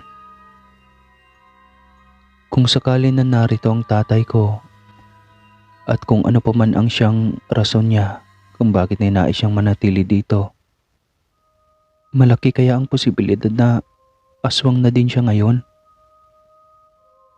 Tinititigan siya ni Ansel bago ito marahan na tumango. Mayroon kasing hawa kung tawagin. May karampatang parusa kung ang hawa ay igagawad ng walang permiso sa iba. Katulad sa sakit na walang lunas sa inyo. Ang hawa ay nasa kategorya na rin iyon. Kaso may pagkakataon na ayos lang sa hawaan dahil sa mga siguradong dahilan na sinangayunan ni Pinuno. Isang malaking komunidad ang tribo na iyon. Kung tutuusin ay wala naman iyong pinagkaiba sa komunidad sa labas kung hindi ang katotohanan na liblib ang lugar at payapa. Ang transportasyon doon ay kabayo o di kaya ay kalabaw. Magtatanong lang ho sana kami kung may bagong salta ho ba dito. Bungad ni Ansel sa nagwawalis na ali. Maaari na palang hindi na maikonsidera na bagong salta at ang hahanapin namin ay halos 1 buwan na rin na nawawala. Parang wala naman akong nabalitaan na bagong salta o noong kamakailan, tugon naman ng ali. Matapos magpasalamat ni Ansel at Dana rito ay naglakad na ulit sila. Sa iilan na napagtanungan ay tinatanong nila kung mayroon bang nakakaalam sa mga ito na gumagamit ng sobre at sulat bilang komunikasyon sa isang tao o tagalabas kung sabihin ni Ansel sa mga aswang na katulad nito. Matyaga silang nagtanong-tanong at naghanap sa tatay niya. May mga pagkakataon na dinidescription niya pa kung ano ang itsura ng ama noong maglaho ito sa buhay sa labas. Ngunit ang kanilang hinahanap ay naging mailap. Masayang makita ang mga aswang kahit pare-pareho sila ng mukha. Kahit pagod na ako at itong kabayo natin ay nasisiyahan naman ako na maglibot dito.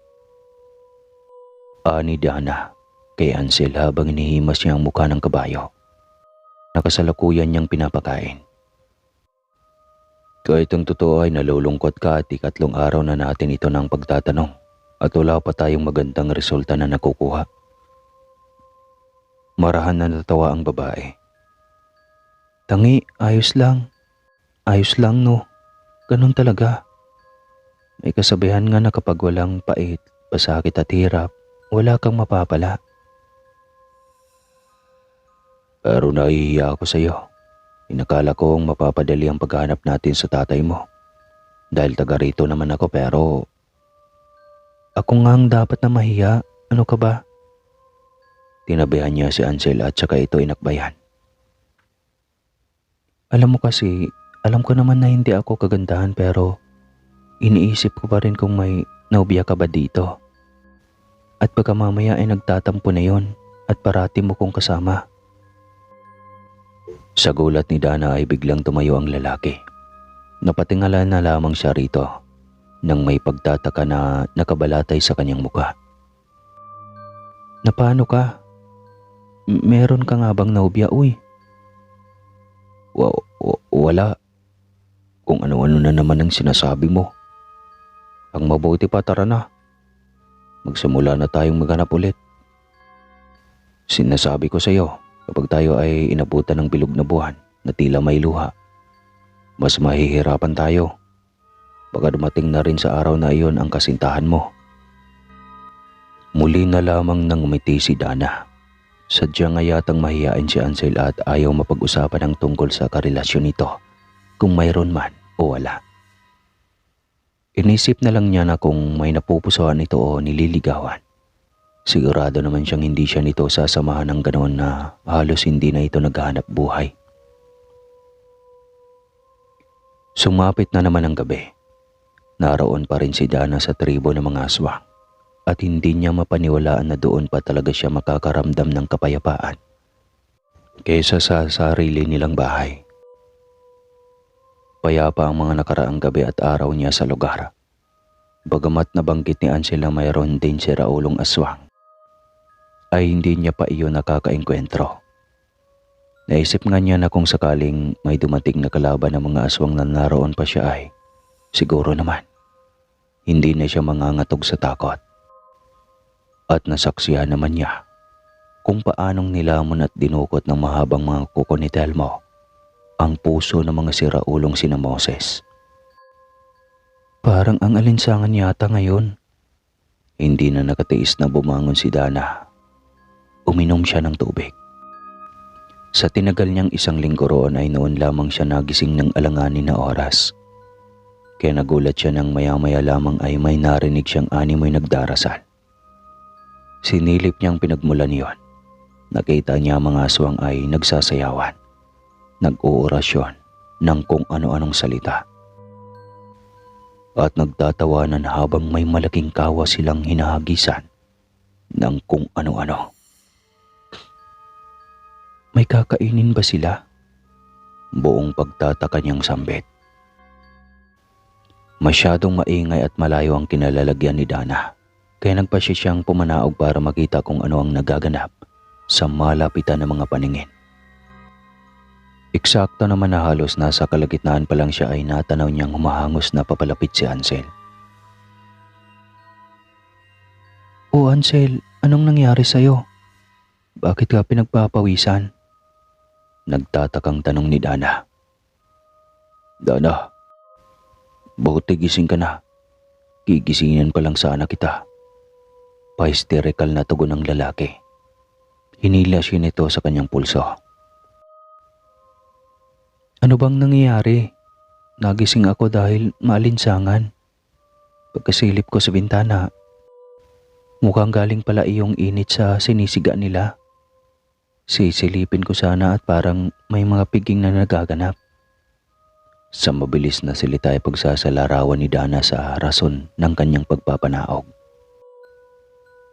"Dapat ka talagang gumising na. Hindi ko halos nahulaan na ganito ang magaganap, Dana." "Ano ba kasi?" Malakas na singhap ni Dana ang pumutol sa sinasabi niya. Malinaw na kasi niyang nakita ang pagkaka-hysterical ni Ansel.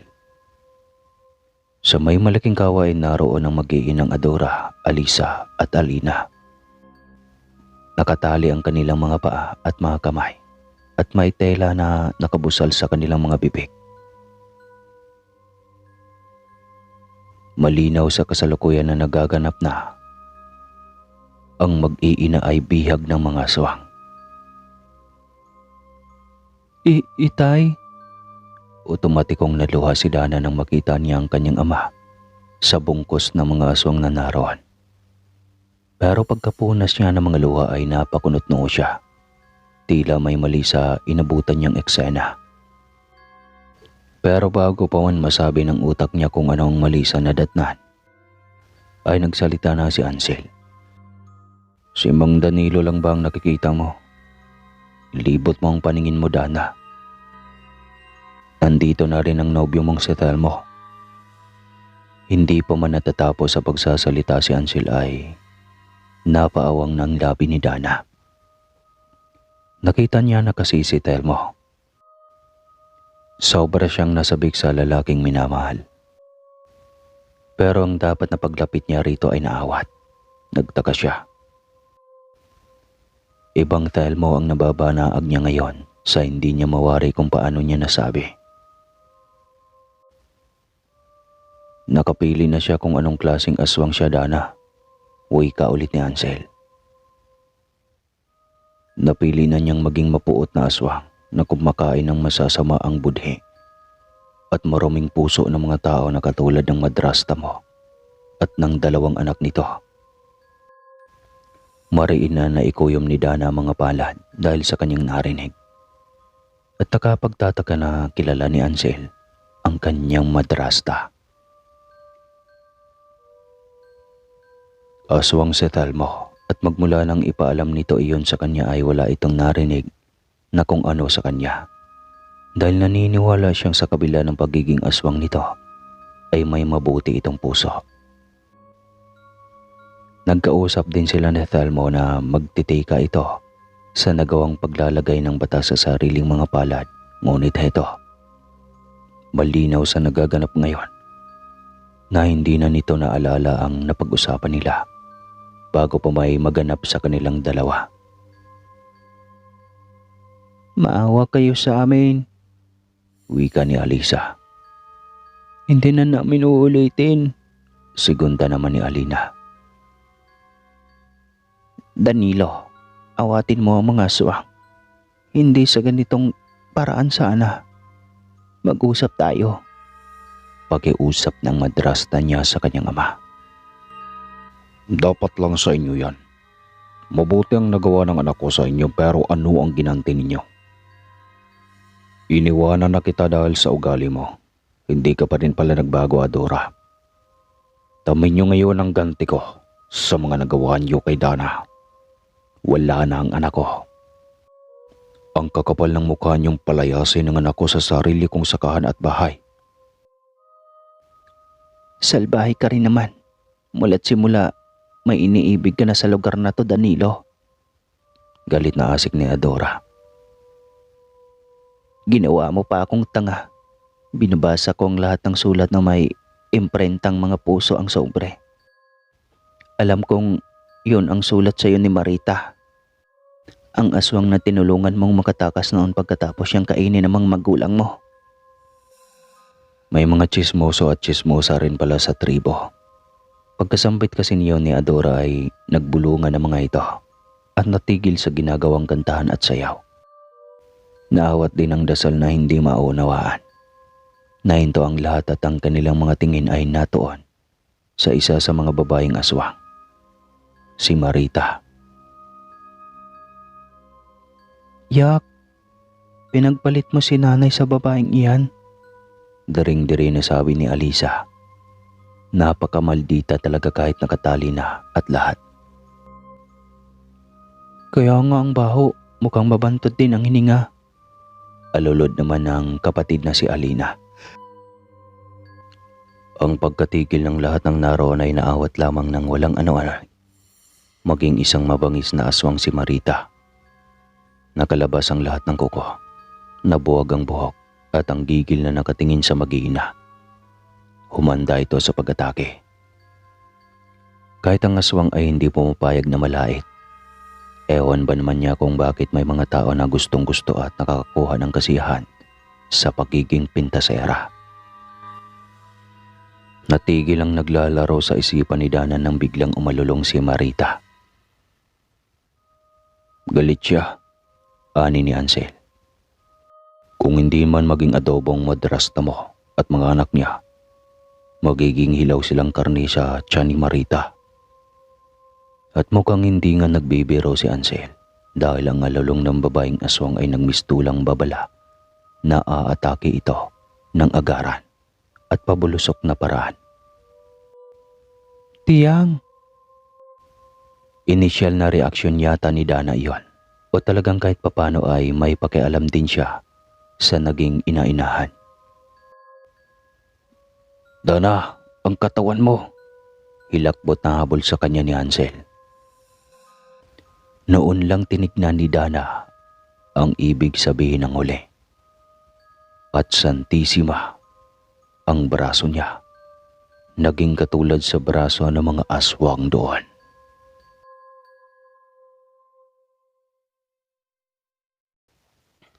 Sinunggaban ni Marita sa liig ang madrasta ni Dana na si Adora.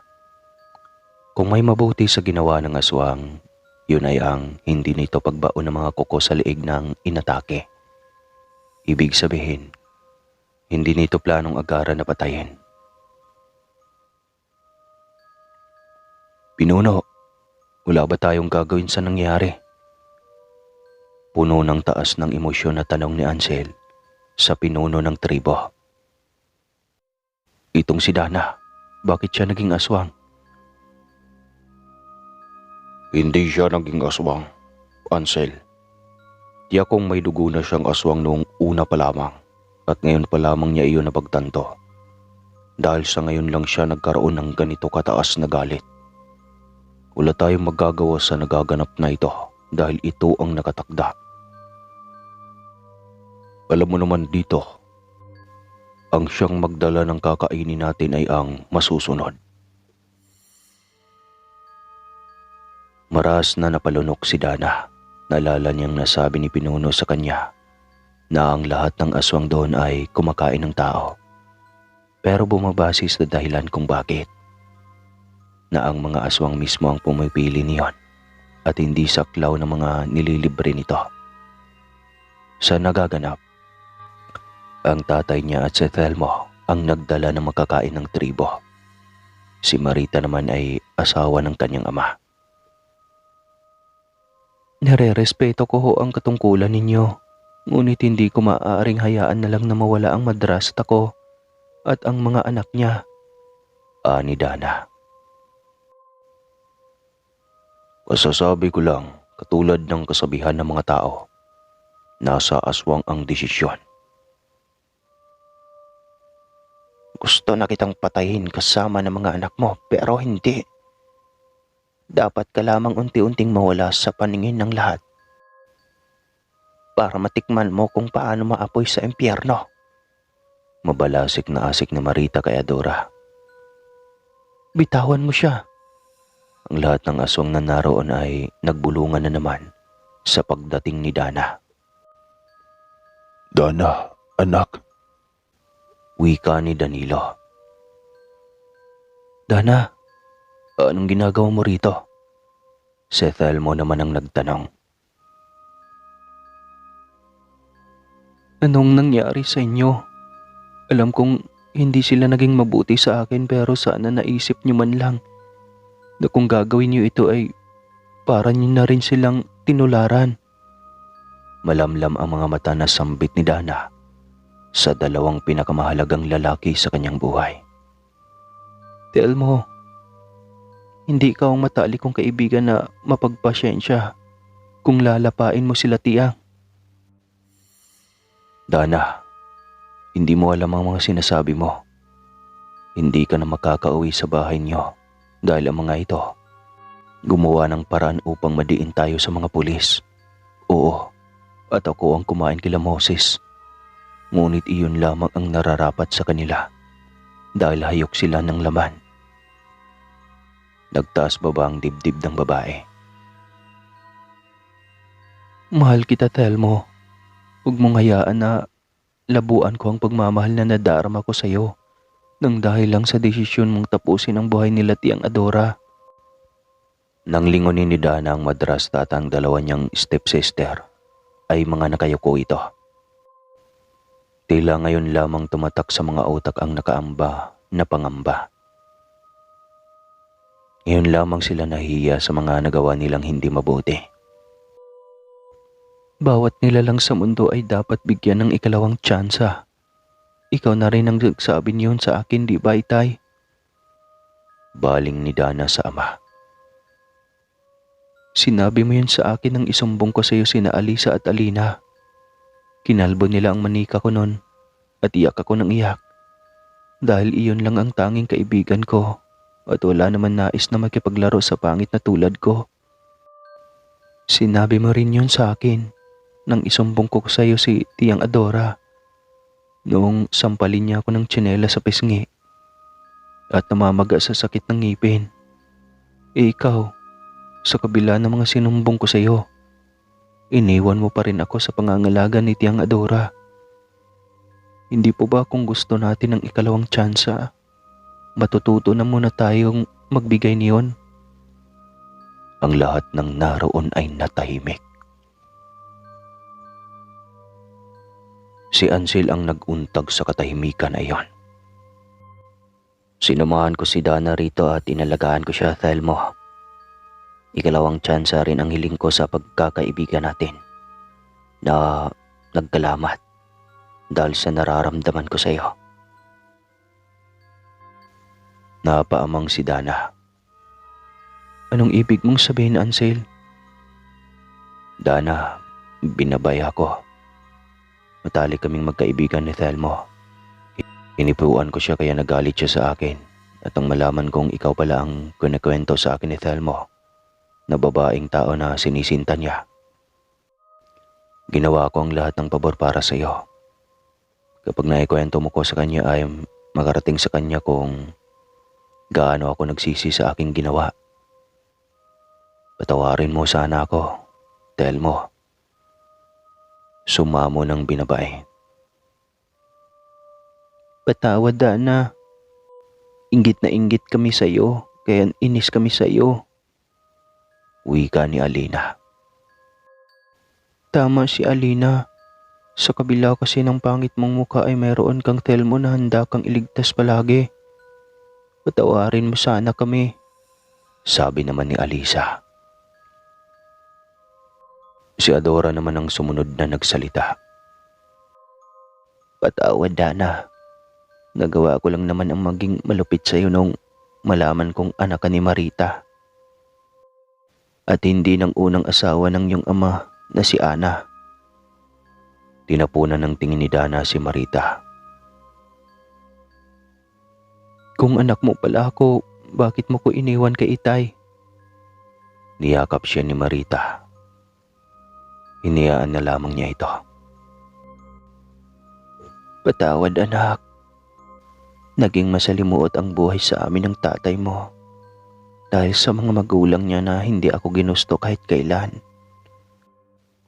Sa sobrang pagkaayaw nila sa akin, ay pinilit nilang ipapikot ang iyong ama kay Ana. Inagaw ka nila sa akin ang ipanganak kita at pinalabas na anak ka ni Ana. Ngayon ko lang aaminin ito, Danilo. Yun ang dahilan kung bakit nagawa kong lapain ang mga magulang mo. Ikwento ni Marita ang lahat-lahat at nagtagpuan na lamang ni Dana ang sariling puso na nadudurog sa mga sinapit nito nang dahil sa ito ay isang aswang. Sa pagkukwento pa lamang kasi ay damang-dama na ni Dana ang emosyon nito para sa kanyang ama. Nung araw daw ay hindi tago ang lahing aswang. Subalit kinamumuhian at pinandidirihan ito ng lahat kahit wala namang ginagawang masama. Doon nagsimula kung bakit may mga aswang na pinipiling kumain ng mga tao. Ang lahat ng mga bagay at pangyayari sa mundo ay may dahilan.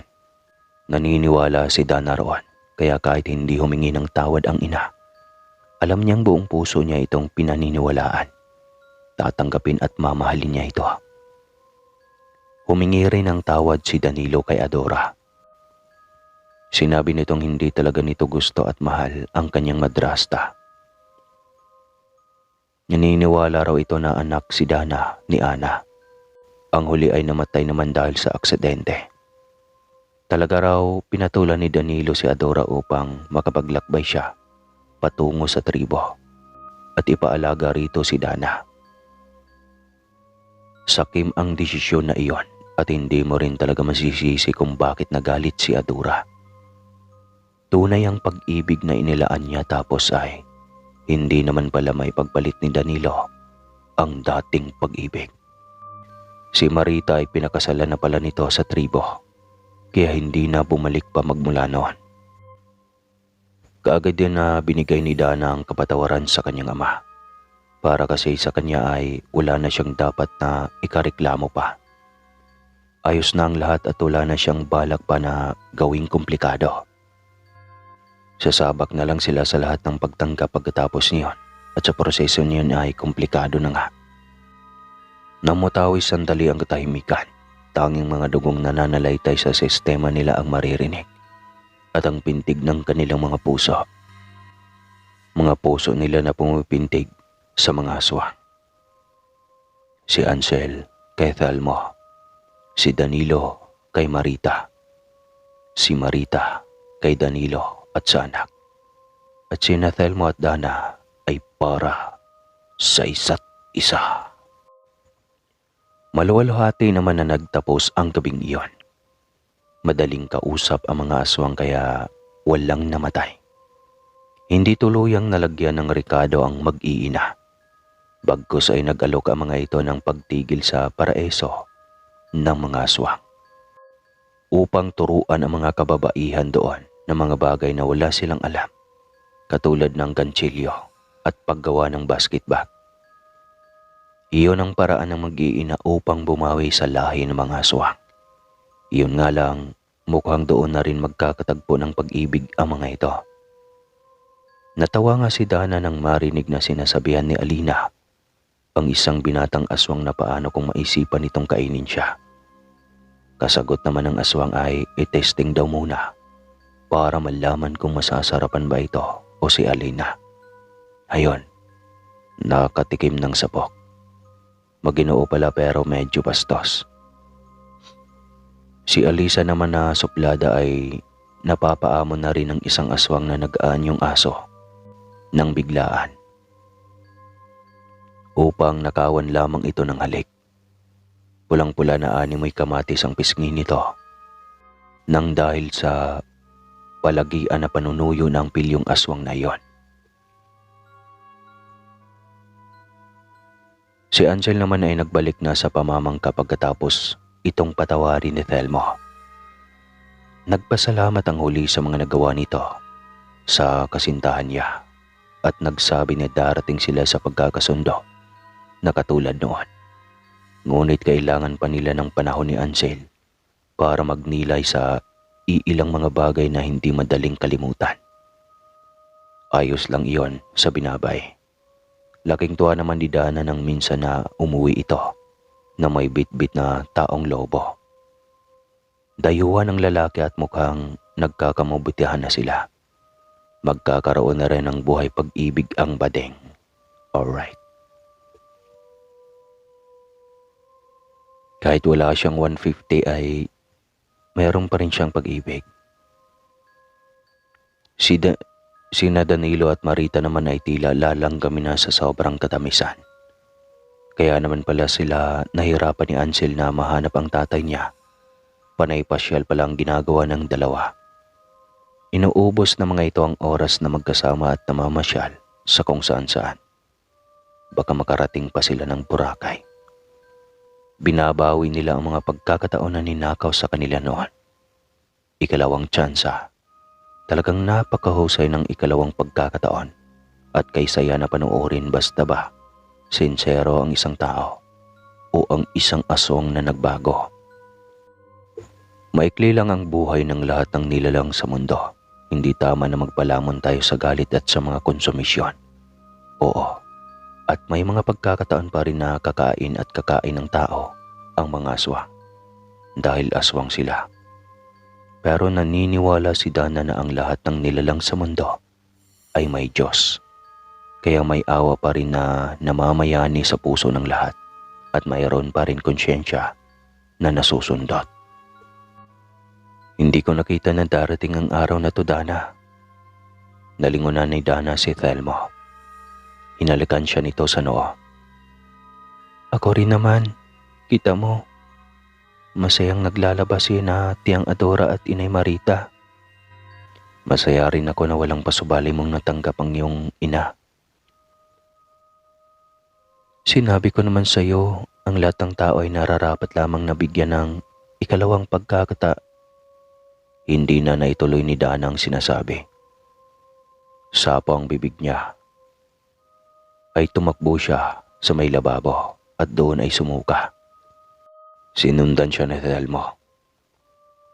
Aswang na rin ang itay, Danilo. Ikaw naman ay hindi ko na kailangan na hawaan at aswang ka naman talaga. Iyang anak kaya natin. Ano kayang dugo ang mas matimbang? Yakap ang sinagot ni Dana roon. Nang mangiwalay sila sa mahigpit na yakap ay nanghina ang kanilang mga labi. Tulad noon ay ibang klase pa rin talaga si Thelmo sa ganoong pagkakataon.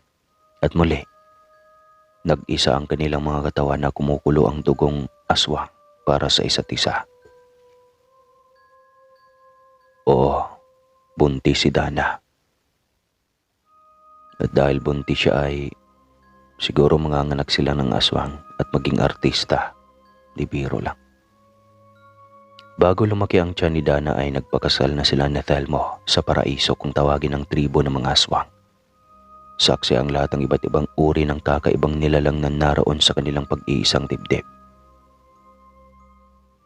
Mahal na mahal kita, Dana. Kahit ang lakas mong maghilik sa gabi. Tawanan ng lahat sa sinabi na iyon ni Thelma. Mahal na mahal din kita, kahit na ang bantot mo sa tuwing ikaw ay nagiging aswang. Mas malakas na tawanan ng narinig dahil naman sa tinura ni Dana. Lahat ng aswang doon ay binati sila ng may ngiti sa labi. Hindi na rin napigilan ni Dana na mapangiti nang yakapin ni Thelma si Ansel nang ito naman ang bumati sa kanila. Mangyak-ngyak ang binabae. Pinatawad na kasi ito ni Thelma. Hindi pinandirihan. Niyakap na at kinumusta. Natawa pa siya nang magbiro sa Thelma patungkol sa dayuhan na dinala roon ni Ansel. Masaya ako para sa iyo, anak. Umiiyak si Tiyang Adora nang iabot sa kanya ang baluti na regalo nito. Sa wakas po ay nakatikim din ako ng gawa ninyong baluti. Matagal ko nang gusto nito. Nagkatawanan sila. Alam na sa ganong pagkakataon ay nagkapatawaran na din at kinalumutan na ang anumang hinanakit sa bawat isa.